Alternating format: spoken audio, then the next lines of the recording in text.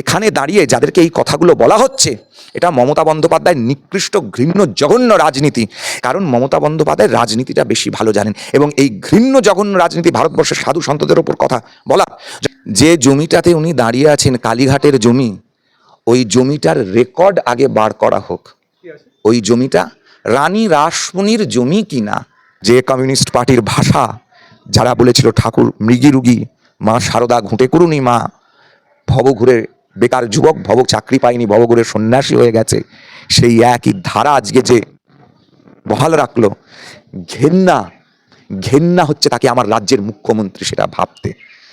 অবিলম্বে তার কালীঘাটের ওই বাড়িটা ছেড়ে দেওয়া উচিত, যদি ন্যূনতম লজ্জা থেকে থাকে। ওই জমি, ওই মাটি রানী রাসমণির। মমতা বন্দ্যোপাধ্যায়ের বিনাশকালে বিপরীত বুদ্ধি, কথায় বলে বিনাশকালে বুদ্ধিনাশ। এটাই মমতা বন্দ্যোপাধ্যায়ের হয়েছে, কারণ উনি বেসিক্যালি তো পড়াশুনো লেখাপড়া করেননি। তাই জন্যে রাজা রামমোহন রায় পশ্চিমবঙ্গ বিধানসভায় সতীদাহ আইন পাশ করেন, রবীন্দ্রনাথ গান্ধীজিকে ফলের রস খাওয়ান, ডহরবাবুকে উনি ডাক দেন ডহরবাবু ডহরবাবু বলে। তো সেজন্য উনি জানেন না যে স্বয়ং বিবেকানন্দ বলে গেছিলেন যে রামকৃষ্ণ মঠ মিশনের বিরুদ্ধে যে কথা বলবে তার ধ্বংস অনিবার্য। মমতা বন্দ্যোপাধ্যায়ের বিনাশকালে বিপরীত বুদ্ধি, কথায় বলে বিনাশকালে বুদ্ধিনাশ। এটাই মমতা বন্দ্যোপাধ্যায়ের হয়েছে, কারণ উনি বেসিক্যালি তো পড়াশুনো লেখাপড়া করেননি। তাই জন্যে রাজা রামমোহন রায় পশ্চিমবঙ্গ বিধানসভায় সতীদাহ আইন পাশ করেন, রবীন্দ্রনাথ গান্ধীজিকে ফলের রস খাওয়ান, ডহরবাবুকে উনি ডাক দেন ডহরবাবু ডহরবাবু বলে। তো সেজন্য উনি জানেন না যে স্বয়ং বিবেকানন্দ বলে গেছিলেন যে রামকৃষ্ণ মঠ মিশনের বিরুদ্ধে যে কথা বলবে তার ধ্বংস অনিবার্য। মহর্ষি বশিষ্ঠ রামচন্দ্রের গুরু ছিলেন, রাজসভায় তিনি রাজগুরু ছিলেন, তিনি রাজনীতির মধ্যে ছিলেন না। কৌটিল্য ছিলেন না, একাধিক সাধু সন্ন্যাসীরা বিশ্বামিত্র রাজনীতির মধ্যে ছিলেন না। ভগবান হয়ে স্বয়ং ভগবান শ্রীকৃষ্ণ এবং রামচন্দ্র রাজনীতির মধ্যে ছিলেন না। তাহলে সাধু সন্তরা রাজনীতির মধ্যে থাকবে না। এই কালচারাল মার্কসিজম ন্যারেটিভ, এটা কালচারাল মার্কসিজমের ন্যারেটিভ, যেটা বিভিন্ন রাজনৈতিক দলের মধ্যে ঢুকে গেছে। ভারতবর্ষ বেঁচে যাবে যদি সাধু সন্ন্যাসীরা আজকে রাজনীতির মধ্যে আসে। পশ্চিমবঙ্গের বাঙালি হিন্দু সন্ন্যাসীরা বেঁচে, মানে বাঙালি হিন্দু সন্ন্যাসীরা, রামকৃষ্ণ মিশন, ইসকন, ভারত আশ্রম সংঘ যদি রাজনীতির দায়িত্ব নিয়ে নেয়, পশ্চিমবঙ্গের বাঙালি হিন্দু বেঁচে যাবে। এবং আমাদের মতন বহু বহু এই শিষ্যকুলের, আমাদের পূর্বপুরুষ যারা এই মঠ মিশনের শিষ্যকুল, তাদের বংশধর, তারা সানন্দে ছেড়ে দেবে, তাদের হাতে বেঁচে যাবে। আর স্বামী প্রণবানন্দজি মহারাজ হিন্দু মিলন মেলায় তিনি তৈরি করেননি, তিনি গৈরিক পতাকা উত্তোলন করে সেখানে সাভারকার আসেননি, শ্যামাপ্রসাদ মুখোপাধ্যায় আসেননি, কংগ্রেসের বড় বড় নেতারা আসেননি। ওই ফরিদপুর বাজিতপুরের ওই ত্রিশূলধারী সন্ন্যাসী একা হাতে দাঙ্গা ঠান্ডা করেননি। যখন শ্যামাপ্রসাদ মুখোপাধ্যায় নোয়াখালীর রাস্তায় হাঁটছেন, যখন গরুর মাংস খাইয়ে কলমা পড়িয়ে একের পর এক হিন্দুকে ধর্মান্তরিত করে দেওয়া হয়েছে নোয়াখালীতে, তখন শ্যামাপ্রসাদ মুখোপাধ্যায়কে কে বলেছিলেন যে তুলসী পাতা এবং গঙ্গা জল দিয়ে তাদেরকে বড় বাড়িতে ভাঙা তুলসী মঞ্চ দেখে, তোমার নাম কি? আমার নাম, সংখ্যালঘু সম্প্রদায়ের কোনো মানুষের নাম বলছে, কিন্তু বাড়িতে ভাঙা তুলসী মঞ্চটা দেখা যাচ্ছে, তুলসী পাতা এবং গঙ্গা জল দিয়ে বলে আজ থেকে তোমার নাম সেটাই যেটা তোমার পিতা পূর্বপুরুষ দিয়েছিলেন, এই নাও তুলসী পাতা, এই নাও গঙ্গা জল, তোমার ধর্মান্তকরণ হয়নি। শ্রীরামকৃষ্ণ পরমহংসদেব স্বধর্মে স্থিতি, সনাতন ধর্মে প্রীতি, সর্বধর্মে সম্প্রীতি বলে একা হাতে সমাজের মাথা, ওপরের মাথা যখন কেটে কেটে ধর্মান্তরিত খ্রিস্টান হয়ে যাচ্ছে, সমাজের নিচের স্তর কেটে কেটে মুসলমান হয়ে যাচ্ছে, এই দক্ষিণেশ্বরের ছেঁড়া ধুতি পরা ছোট ভরচাচ বলেননি কথা। স্বামী বিবেকানন্দ রাজনীতির সঙ্গে কোনো সম্পর্ক ছিল না, তিনি বিপ্লবীদের সঙ্গে কী সম্পর্ক ছিল?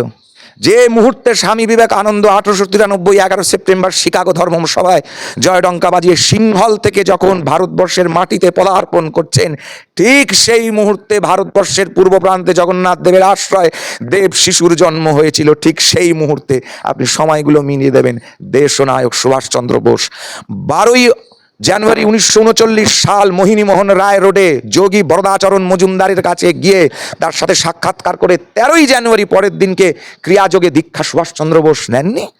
কেন নিয়েছিলেন? কেন বরদাচরণ মজুমদার বলেছিলেন মহাক্ষত্রিয় এ ছেলে অঘটন ঘটাবে? অঘটন সুভাষ ঘটিয়েছিল কিনা গোটা ভারতবর্ষ জানে, আমাদেরকে নতুন করে বলতে হবে না।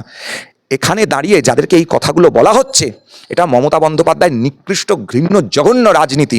ইন্দিরা গান্ধী প্রধানমন্ত্রী হওয়ার জন্য করপাত্রজির পায়ে লুটিয়ে পড়েননি, যে করপাত্রজির পায়ে গোটা ভারতবর্ষের তাবড় সমস্ত রাজনীতিবিদরা গিয়ে লুটিয়ে পড়েন।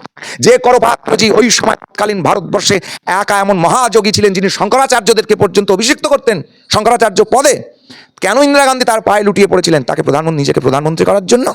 মমতা বন্দ্যোপাধ্যায় কংগ্রেসই করতেন, তিনি জানেন না?